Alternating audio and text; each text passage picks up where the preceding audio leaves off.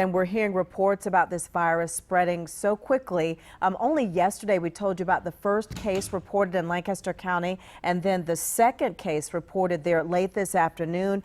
And now the school district in Lancaster trying to make sure that students are safe. Right now, schools are still open, but our South Carolina Bureau reporter Greg Suskin has been asking what the county is planning to do in response, and he joins us now live. Greg?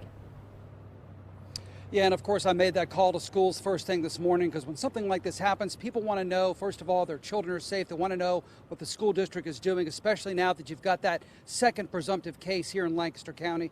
Let's show you some video. This county school system here was one of the first to really jump on this issue several weeks ago and begin trying to put together a plan for what they would do. Of course, they are having more hand washing going on in schools and encouraging sick kids to stay home, but it's more than that as well. Some of the things that are being announced, they have now canceled all field trips, that is local and state field trips. They're urging teachers to keep a close watch on students in classrooms for any symptoms, asking kids to speak up if they don't feel good. They've also decided to eliminate all visitors to campuses here in schools unless they're parents. And of course, they're also saying now they're going to have to try to do without some of those volunteers that mean so much to the school system now, telling them to just stay home. Now, the lead nurse here in Lancaster County told me today parents are going to be getting this information very soon today. She says that education is really the key here. The differences between flu and coronavirus, we talk about, we're now in the midst of allergy season. So what do those, what are the differences in those three?